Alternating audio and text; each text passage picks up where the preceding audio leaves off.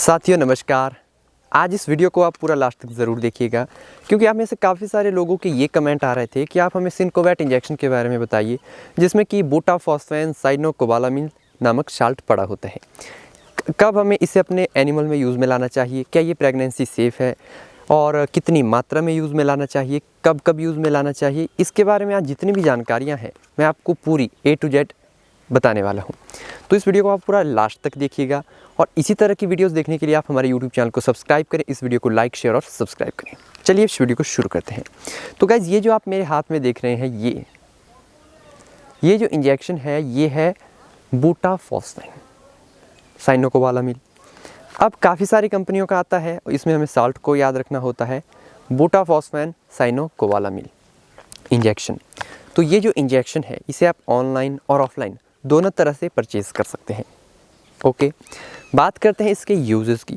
तो यूजेस इसका मेन ये है कि इसमें जो साइनोकोबालामिन भी होता है, बूटाफॉस्फेन भी होता है, यानी कि इसमें फास्फोरस भी है और विटामिन B12 भी है, जिसका कि जो साइंटिफिक नाम होता है वो साइनोकोबालामिन होता है।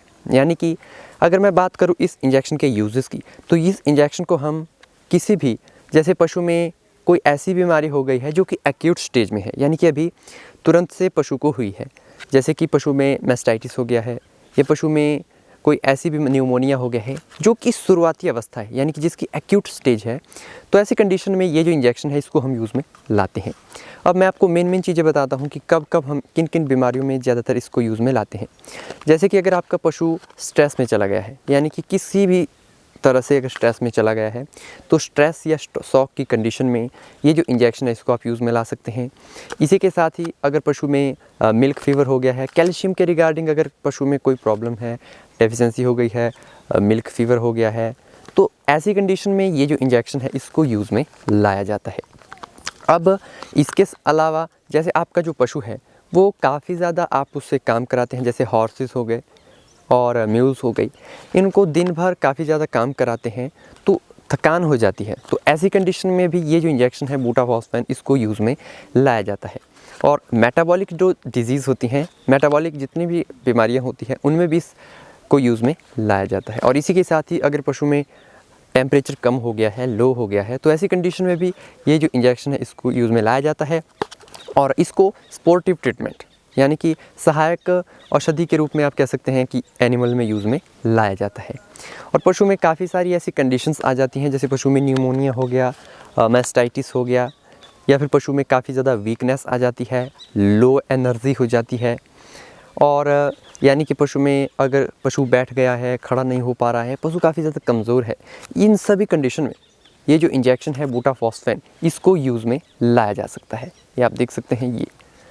अब गाइज़, ये जो वीडियो रिकॉर्ड हो रहा है ये बिल्कुल, इसमें कोई एडिटिंग नहीं करूँगा, जो भी बातें हैं वो आपके सामने हैं और ये मेरे पास है और इसके अंदर वायल भी है। ये जो वायल है ये आपको 30 ml 100 ml इन सभी में देखने को मिल जाती है। ये आप देख सकते हैं ये इंजेक्शन, ये और 30 ml की ये वायल है।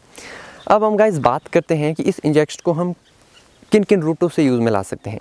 तो इसको हम इंट्रामस्कुलर, इंट्रावेनस और सबकट तीनों रूटों से लगा सकते हैं, कोई इसमें टेंशन वाली बात है नहीं। और किस पशु को कितनी मात्रा में लगाना चाहिए ये मैं आपको आगे बताऊंगा। और इसमें बात कर लेते हैं कि क्या ये इंजेक्शन प्रेगनेंसी सेफ़ है, हम प्रेग्नेंट गाय, भैंस, भेड़, बकरी को इस इंजेक्शन को लगा सकते हैं। तो जी हाँ, हम प्रेग्नेंट गाय, भैंस, भेड़, बकरी को ये जो इंजेक्शन है इसको लगा सकते हैं, कोई दिक्कत वाली बात नहीं है। बात करते हैं इसकी डोज रेट की कि किस पशु को हमें क्या डोज रेट देनी चाहिए। सो गाइस, जैसे कि बड़ा जानवर है, बड़ी गाय है, भैंस है या हॉर्स है, तो उसमें हम 15 से लेकर 25 ml तक यूज़ में ला सकते हैं। और जैसे कि फाउल है या फिर छोटा काफ है, तो ऐसी कंडीशन में जब छोटा काफ है तो उसको हम 5 ml तक इंट्रामस्कुलर या इंट्रावेनस से सबकट लगा सकते हैं। इसी के साथ ही अगर गोट या फिर शीप है तो उसको हम 2.5 ml से लेकर 5 ml तक लगा सकते हैं। अगर डॉग है तो उसको हम 0.5 ml से लेकर 5 ml तक लगा सकते हैं। अगर कैट है तो उसको हम 0.5 ml से लेकर 2.5 ml तक लगा सकते हैं। और अगर पोल्ट्री है तो उसको हम हाईएस्ट 0.5 ml तक लगा सकते हैं। और इसको हम गाय, भैंस, भेड़, बकरी, गोट, शीप, हॉर्स और पोल्ट्री इन सभी स्पीसीज़ में यूज़ में ला सकते हैं, कोई दिक्कत वाली बात है नहीं। अब इसके हमने डोज रेट की भी बात कर ली, किस पशु को कितनी मात्रा प्रेगनेंसी सेफ़ है और किन किन कंडीशन में यूज़ में लाते हैं, ये सभी चीज़ें जो है वो मैंने आपको बता दी है। विथड्रॉ पीरियड की भी यहाँ पे हम बात करते हैं कि इस इंजेक्शन को लगाने के बाद हम पशु का मीट और दूध उपयोग में ला सकते हैं। कोई इसका मेन ऐसा साइड इफ़ेक्ट एनिमल में नहीं देखा गया है। कोई ऐसा इसका आप सोचेंगे कि पशु में कोई साइड इफ़ेक्ट है तो नहीं है।